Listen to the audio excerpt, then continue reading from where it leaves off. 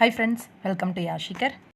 எதிர்நீச்சல் சீரியலை முடிக்கிறதுக்கான உண்மை காரணம் இதுதான் அப்படிங்கிற மாதிரி இப்போ வந்து ஒரு ஆர்டிக்கலில் ஒரு நியூஸ் ஒன்று வந்திருக்கு. அதை பற்றி தான் இந்த வீடியோவில் பார்க்க போகிறோம். என்ன அப்படின்னா, ரீசெண்டாக கொஞ்ச நாள் முன்னாடி வந்து எதிர்நீச்சல் சீரியல் எண்டாக போகுது அப்படின்ற அப்டேட் வந்து நம்மளுக்கு வந்திருந்தது இல்லையா? அதுக்கு ஒரு ஃபியூ டேஸ் முன்னாடி தான் ஆர்டிஸ்ட்டுங்களுக்கே வந்து தெரிய வந்திருக்கு, எதிர்நீச்சல் வந்து முடிக்க போகிறதா. அது வரைக்கும் சீரியல் வந்து கண்டினியூ ஆக போகுது அப்படின்னு தான் நினச்சிட்டு இருந்திருக்காங்க. சடனாக வந்து ஒரு மெயிலை போட்டு எதிர்நீச்சல் சீரியலை முடிக்கணும் அப்படின்ற மாதிரி ரிக்வஸ்ட் வச்சுருக்காங்க திருசெல்வம் சாருக்கு.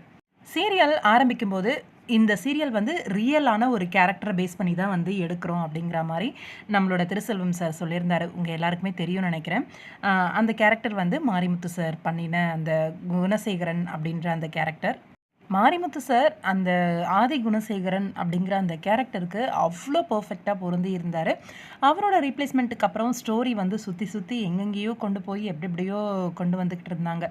ஆனாலும் சீரியல் வந்து நல்லா தான் போயிட்டு இருந்துச்சு. நல்ல ஒரு டிஆர்பி தான் மெயின்டைன் பண்ணிகிட்டு இருந்தாங்க. ஆனால் சீரியல் வந்து சடனாக வந்து கொஞ்சம் போல் இடையில வந்து டிஆர்பி வந்து குறைஞ்சிருக்கு. சேனல் சைடில் வந்து டிஆர்பி குறையவும் ஸ்டோரியை வந்து மாற்றுங்க அப்படின்னு சொல்லியிருக்காங்க. ஸ்டோரியை வந்து சேஞ்ச் பண்ணுறது அப்படிங்கிற ஒரு இது வந்து நம்ம டேரக்டர் சார் பொறுத்த வரைக்கும் நடக்காத ஒரு விஷயம். என்னென்னா, அவரோட போக்கில் தான் அவர் வந்து சீரியல் வந்து கண்டிப்பாக எடுப்பார்.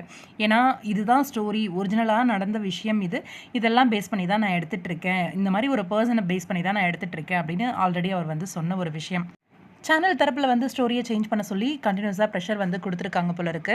அதனால தான் ஒரு சில சேஞ்சஸும் வந்திருக்கு அப்படின்னு தோணுது. ஏன்னா இது வரைக்கும் ரொமான்டிக் சீன்லாம் நான் இந்த மாதிரி எதிர்நீச்சல் சீரியலில் பார்த்ததே கிடையாது.